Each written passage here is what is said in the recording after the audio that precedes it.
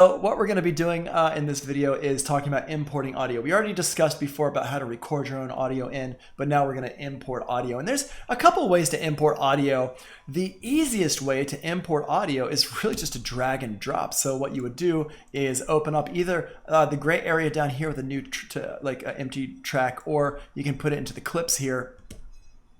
What we're going to do here is if I find what I want to import in the Finder, I can just grab it and drag it in over here. So for example, if I wanted to bring in, let's go over here to Pro Tools.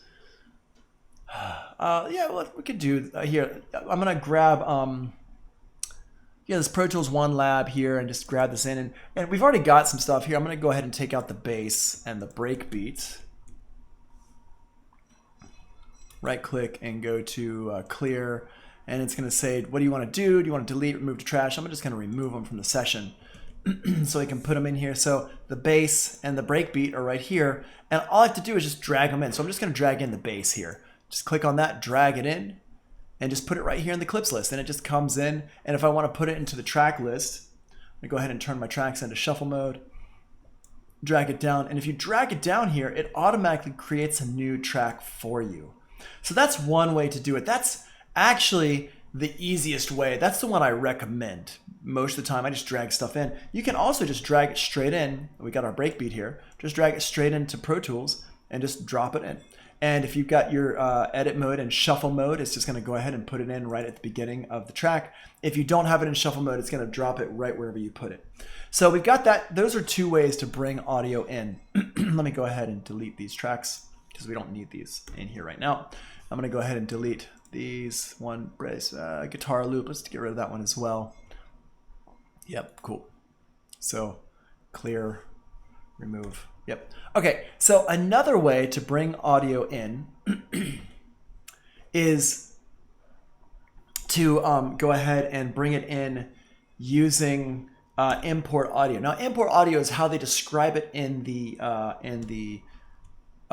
here. Where is it? In the lab. So if I go to my lab here, here's the lab PDF. And this one here, it talks about importing audio, import audio file, import audio, or Command-Shift-I or Control-Shift-I if you're on a Windows machine. And it shows you all the different things here. So let's just go over that real quick so you kind of have seen how to do that. So Command-Shift-I, or if we want to, we can go up here and go to File, Import Audio right here. There it is. So you can see that in action, import audio, boom. And now in here, it's going to show up the screen, and the screen is going to show me the audio. I can navigate to different audio on my computer. Whatever I want to do, I can click on stuff over here and navigate to it. We want to bring in the guitar loop, and I can hold down Command to select multiple things, the bass and the breakbeat. And when we click on things, it's going to give us two options down here. We can add or we can copy. Now, the add or the copy, let's go over here. I think, does it talk about it in, I don't know if I talk about it in the notes. Let's see. I don't think I do talk about add or copy.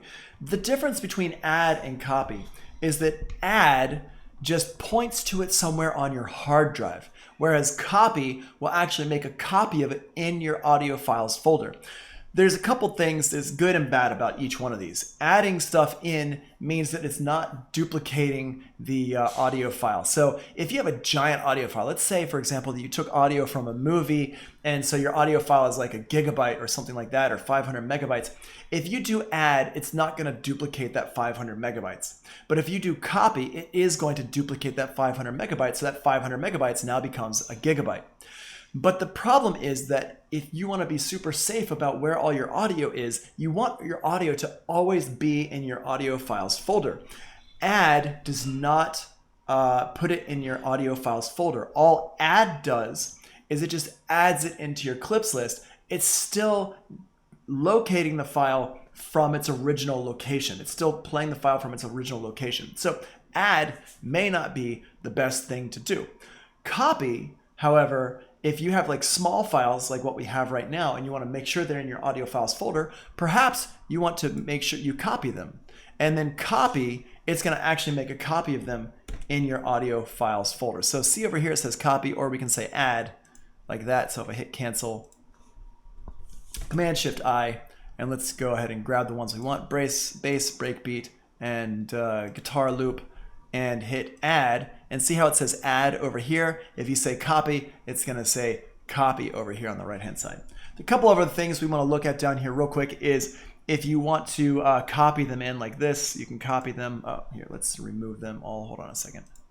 Remove all. If I hit copy, now I can apply SRC. SRC stands for sample rate conversion. So if my audio files are in a different sample rate, for example, let's say my audio files are at 48 or whatever, then we can change them to 44.1.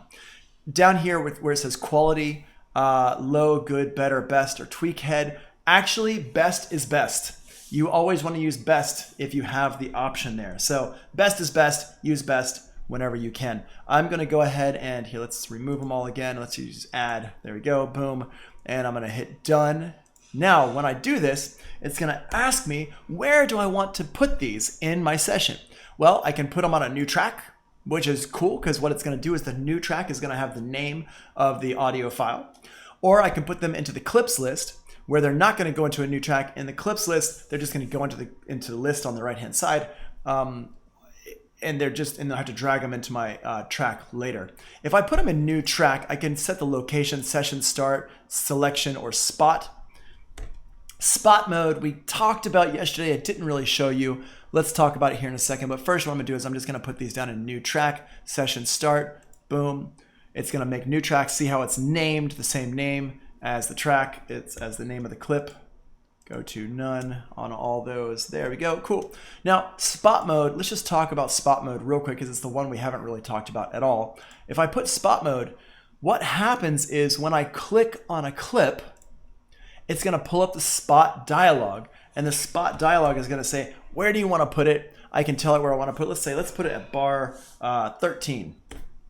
So I go ahead and do that, hit boom, and now you can see it moved it over to bar 13. Is that what we wanted to do? In this case, maybe, sure, whatever. We have a bunch of stuff going on at bar 13, so maybe we wanted to put it there. It really depends on if you know where you want to put it. Let's put it back to bar 1, just hit the number you want to do and hit OK, and it will put it in that number. Spot mode really is probably best for post-production and ADR, stuff like that. For music, I've never actually seen someone use spot mode very much. I've used it myself a handful of times throughout my career. It's not something that I got in the habit of using very much, so I don't use it. I don't really use spot mode. I just drag stuff in and move it around because usually I'm looking at a whole bunch of things. Like, for example, I've got this up here. Let's move my audio, my music files up here. And let's say, oh, I want the bass, I want the breakbeat to come in right here. Whoops. I don't need to use spot mode for that. I've got grid mode. I'll just drag it over and put it in right there and say, there it goes. So maybe the guitar wants to come in right over here. Maybe this bass, let's not have the bass come in all right now. I'm gonna mute that bass file. So if I go over and let's say, I've got this like this. I want this first part to be a kind of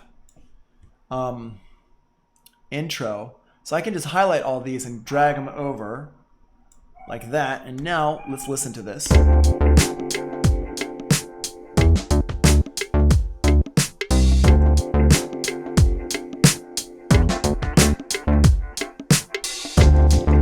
My dog likes to swim. My dog likes to swim. My dog likes to swim. I got a very swimmy dog. My dog likes to swim. My dog likes to swim. My dog likes to swim. I got a very swimmy dog. Cool. Okay, actually I just realized this electric piano loop is orange like my drums, which is not what I want. Hold on one second, let me change that up. That's annoying. Let's make both of these kind of a brownish color. There we go. And the guitar loop will be a slightly different brown. There we go. Cool. And the bass is red. Good. Okay, now I'm feeling better about what these look like. So we've got all this stuff in here. I'm gonna go ahead and delete this one here. Let's hide it. Yeah, hide and make inactive. We don't need it in here right now, but maybe we want it later. And the breakbeat, we will make the breakbeat the same color as the other drums. There we go, and put that in right there. Cool. So I've got everything like organized. One thing you'll notice is that I am really big on organizing everything, keeping everything organized as you should be, as most producers are. So as you go, just kind of keep things organized. So you'll see me doing that a lot with making things the same colors and stuff like that. Why is this? Hold on, these need to be a different orange. Hold on one second. Let's make them this one. There we go. Okay, cool. All right, so now we have everything kind of laid out here. So we can see, you know, I just move stuff around really quickly, just using my grid mode, not using my spot mode, stuff like that. So I'm not really a person who uses spot mode very much. It is there for you. Sometimes some people might use it. You might run into somebody who uses it all the time. Great, good for you. Go ahead and use it if you want to. Be my guest. I'm not against it. I just don't use it myself. Okay, so here's the thing about importing audio that's really important is the track must have the same number of channels as the audio file. If I bring an audio file over here, let's say, for example, I've got my bass. My bass is a mono file. We can see that my bass is a mono audio file. And so if that's like that, if I make a stereo audio file, let's make a stereo audio track here and a mono audio track. So with these two here, there we go, nice and big, we can see that this one is stereo. We can see it's got 2 meters, it's got 2 pans, and this one's mono, it's got 1 meter, it's got 1 pan. Watch what happens when I try to drag this bass into my session. So I'm just gonna grab this bass and drag it in.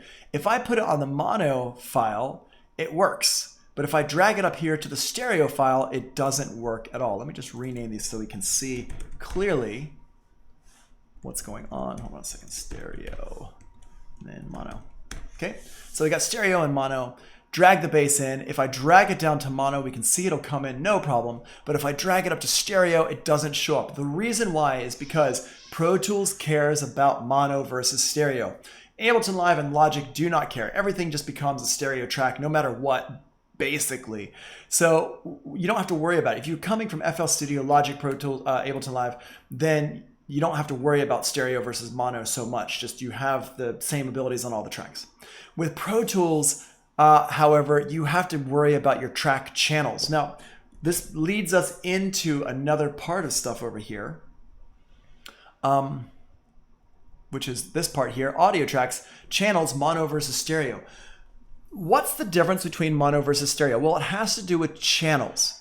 A stereo track, as we discussed before, a stereo track has a left and a right channel. It's got 2 different channels. It's 2 channels. It's stereo. Mono is 1 channel. Now, a question that comes up a lot of times is that if mixes are stereo, why are most audio tracks mono? Why is it that we record microphones in mono if mixes are stereo? This is a great question. I love this question because it kind of helps us to identify a core principle of stuff, which is that everything we listen to is always stereo. This is really important to understand. Anytime you download an MP3 and you stick it into your MP3 player, your iPhone, your Android, or whatever, it's always stereo. If it's playing back from iTunes, it's always stereo. 99.99% of the time, you're going to be listening to stereo stuff. There might be some cases where you're listening to mono, but anything that's like after 1960s is stereo. So that means that everything, even if it's a mono microphone recording, it ends up in a stereo world. Everything ends up in a left and right world.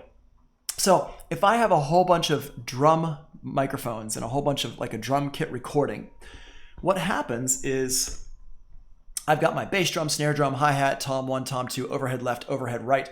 And these are your pan pots for these. They're all mono. They all have 1 single pan knob.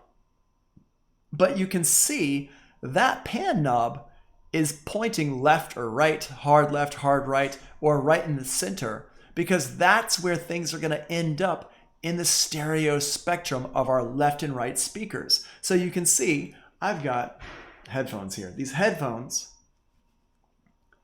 are left and right. Here's my left headphone, here's my right headphone. Everything is going to end up at some place in the middle of these. So even though everything is mono, it's going to end up in stereo. That's that's what our channels are, mono versus stereo. So all of your microphones should always be mono unless you are specifically recording a stereo microphone. There are some occasions when you want to do that, but you'll probably be a bit more advanced once you get to that point. So for the time being, you're always going to record mono, always mono tracks. And Pro Tools really cares about that. So if you're if you're importing audio into Pro Tools, you have to be aware if it's mono versus stereo. Now, if you're looking at the notes, or if you're kind of like thinking like Tony, earlier today, you said you could drag stuff into the gray area. What I can do, put it in shuffle mode, drag this down to the gray area, watch what happens. I let go, it creates a new track, this time called Bass 01 because there's already a bass track in the session. It automatically created a mono bass track because the audio file is mono. Pro Tools will automatically create the right number of channels on the audio track for you, okay? So if you're dragging stuff in, and this is kind of why I like to drag stuff in, is because now I don't have to think about the channels. I don't have to worry about it. Although it's really easy to see if it's mono or stereo over here on the right-hand side. We've got stereo says stereo, mono doesn't say anything. Stereo has like a little triangle that I can drop down here. It'll automatically say it. Now, one other thing about this, if I'm looking at my audio in here, if it's stereo, it has 2 waveforms. If it's mono, it has 1 waveform. This is different from Ableton Live or Logic. Actually, now I can't remember what Ableton Live shows us. Sorry. But Logic, if it's big, it'll show you 2 waveforms. But if you shrink it down and make it small, it's only going to show you 1 waveform. So that's one of the things I always hated about Logic, is that it tries to be really helpful, but it just kind of gets confusing because I like to be able to glance at stuff and say, is that mono or stereo? Another thing that Logic does that Pro Tools doesn't do is Logic only has 1 pan pot for stereo or mono. If it's a mono file, it's just going to move it left and right like this. But if it's a stereo file, what ends up happening is that Logic is actually making if it's panning, it's actually making one side louder than the other. Whereas in Pro Tools, if I have a stereo file like this bass synth, like a stereo, this is like a stereo here. Let's use the drums. Let's get this drum loop here. Let's solo this out. That's actually, here, let's listen. Yeah, so this one's a good one to listen to. If you listen to this and you've got headphones turned on, let me just turn it up a little bit. You can see you can hear how it's kind of going back and forth, left and right, left and right. If I want to make this mono, I can make this true mono by putting these both in the center. Actually, I can still hear it kind of stereo-ish, which is weird. And then I can pan these hard left and hard right. So it means I can still hear everything that's going on. I can still hear both things. And I can put on the left-hand side and I can still hear things. Interesting, my headphones, or my hearing, is my left side is a little bit louder than my right side right now. It's kind of interesting. So we got this in here.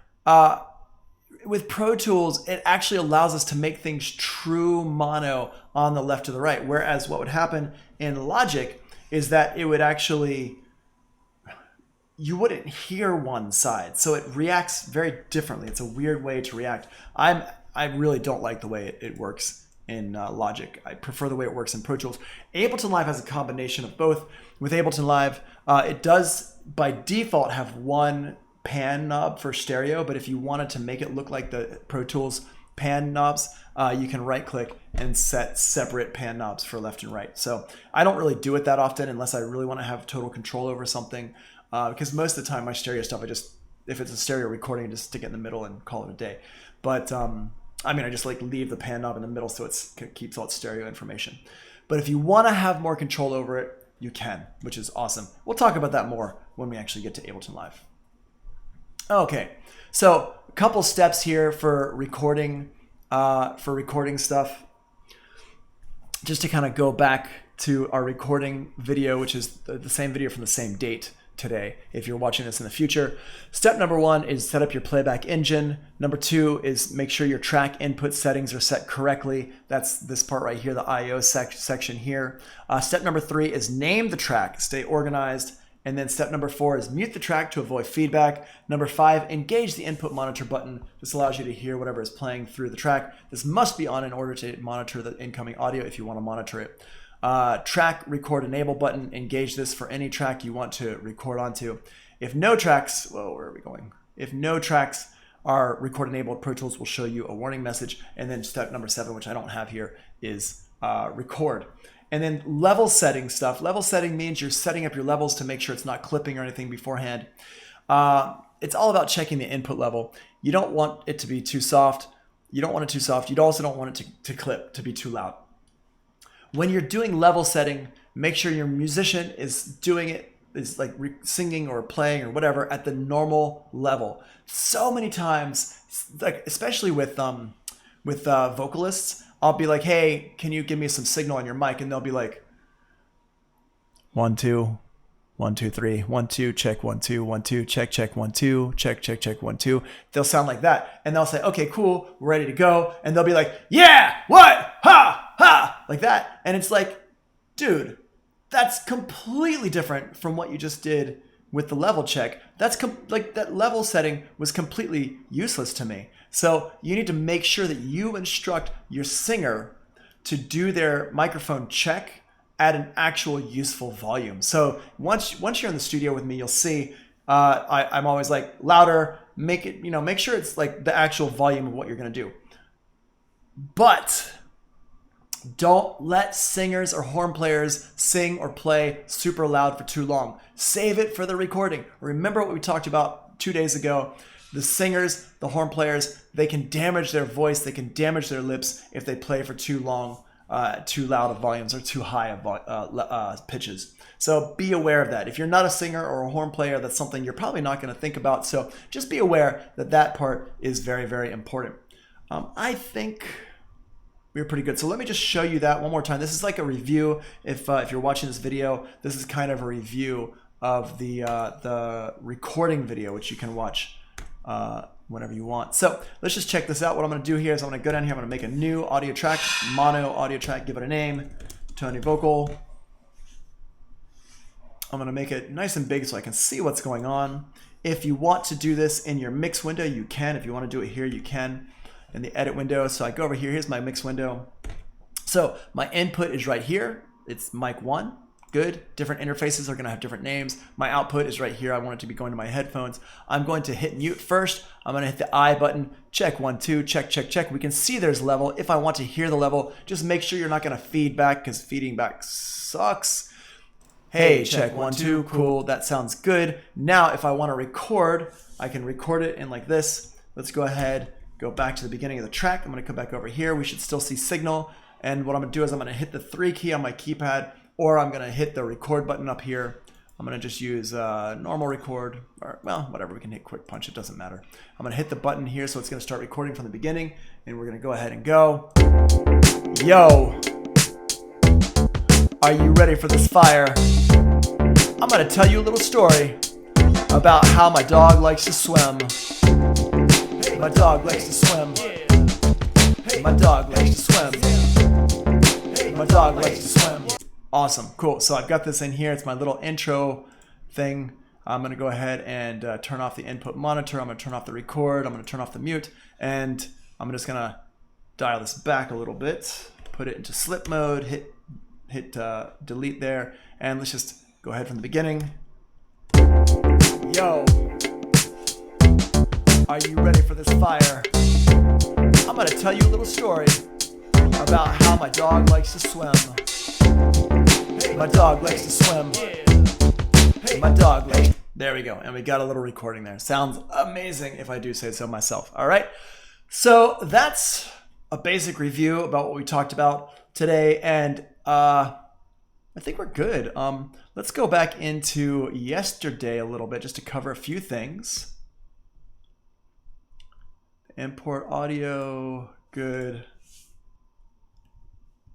Where does all this stuff go in Pro Tools? All right, so what we want to talk about here, now that we've got some recording and stuff like that, we want to see I want to talk about the folder structure in Pro Tools, where everything ends up. We've got some recordings, we've imported some audio, all that stuff. So where does all this stuff end up, or where should it end up? Well, this is actually really, really important.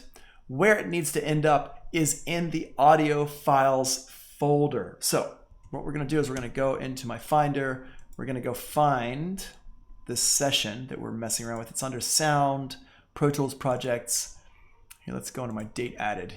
Here we go, audio recording 2105. So if I open this up, we can just glance at this and see, look, my audio files folder is 39 megabytes. That means there's some stuff in here. Session file backups, that's actually backing up all the session files that we've been doing as we go. So if I double click on my audio files folder, we can see I've got a whole bunch of Tony vocals in here. I don't have any of my instruments though. The reason why I don't have any of my instruments is because I wasn't copying them in, I was just adding them in. And adding them, remember, adding only adds it into the session, whereas copy actually copies it into the audio files folder. So what does that mean?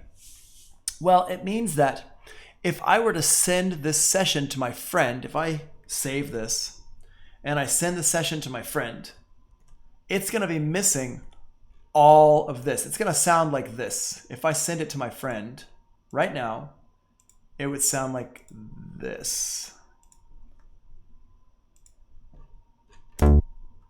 Here, Yo, are you ready for this fire? I'm gonna tell you a little story about how my dog likes to swim. Hey, my dog likes to swim. Yeah. Hey, my dog likes to swim. Yeah. Hey, my dog likes to swim. Yeah. Right? You can hear there's nothing, none of this stuff is playing.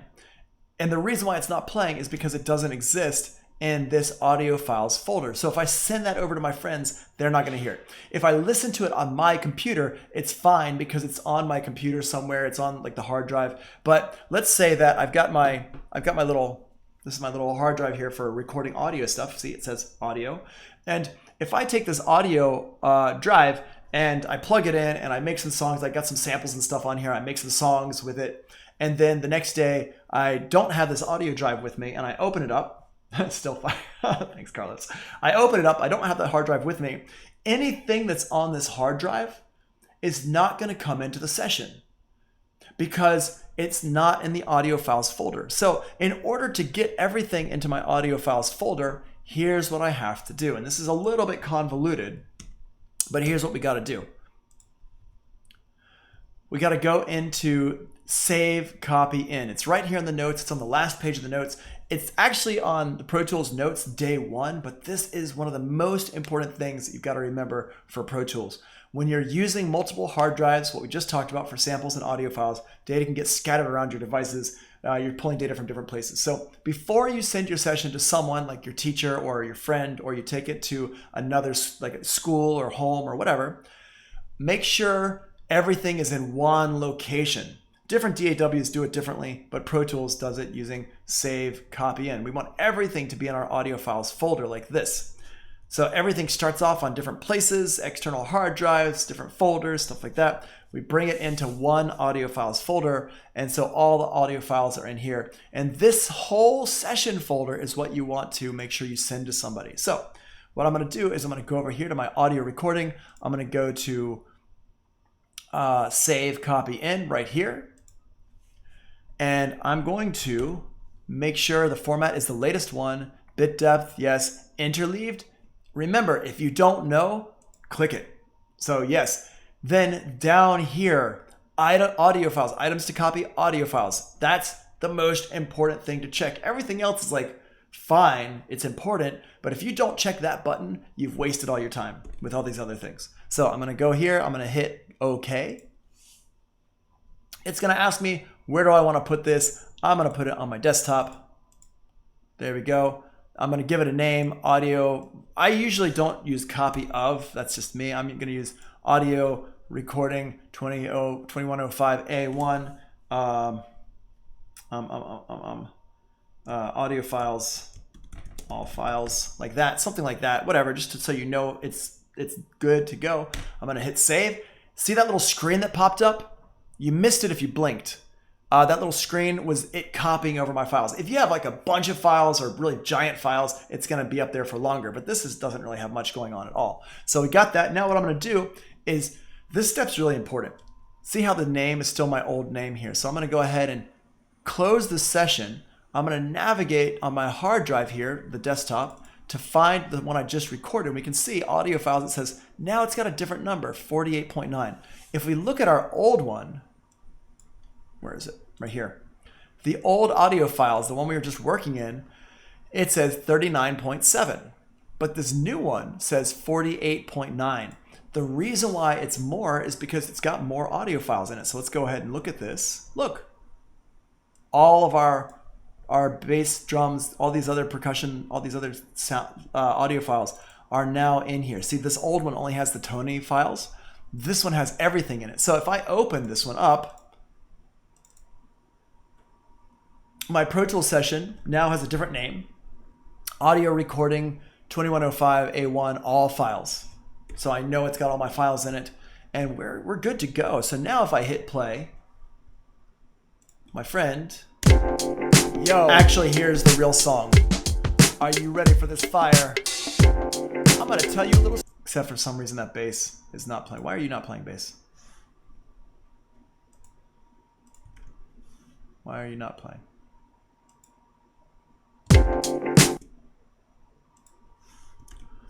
Mysterious.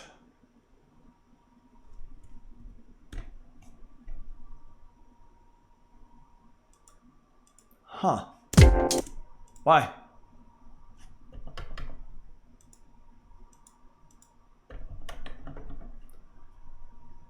Oh, you know what? It's probably not connected. Interesting. Okay, well, Pro Tools still does weird stuff sometimes. Let me go to View, Mix Window Views. Let's go to Instruments. Yeah, it's not connected up. See that? It's not connected up here. We're going to talk about this when we talk about MIDI stuff. Can you make this your ringtone? Sure. Click on this here, and we'll connect it up to the right synth. Yo! Are you ready for this fire? Really weird. I'm not sure why that happened, but this is a really good example of why you want to open up your session before you send it to somebody. Because if I sent it to somebody and it didn't play immediately the right way, they might get discouraged and be like, yo, I don't want to work with this person. I don't want to deal with this because it's going to be too much work for me to set things up. So make sure you open up the session before you send it out, just to make sure everything works. Now, if I close it and I open it back up again, now it works. Cool. Now, I just want to say something about this. What just happened is that, unfortunately, it's a fact of life that things are always gonna be weird in your sessions. There's nothing you can do about it. This is why I highly recommend that you practice things going wrong now, so that when you get out into the real world after you're a student, you have experience with things going wrong. Because things are always going to go wrong, and the more experience you have, the better you're going to be at problem solving, the faster you're going to be at problem solving. So please struggle now, so when you're in the real situations, you don't have to struggle as much. What you want to have happen is you want to be, if you're in a room full of people who are like watching you work and they're making, you're the driver of the session. You got somebody else who's like hip hopping, you got somebody else who's playing tambourine, you got somebody else who's telling everybody what to do, but you're the person who's making sure everything's recording, working right. If something goes wrong, like what just happened, it only took me a second to realize what was wrong because I've been here many, many times. This is not the first time that I've seen Pro Tools do that mistake. So make sure that you know how to correct things when they go wrong. It's not if they go wrong, it's when they go wrong. All right, cool. I think can we stop there? Hold on, let's see. Yep, we can stop there, and we can go over to our Zoom. So I'm gonna go ahead and stop the recording right now.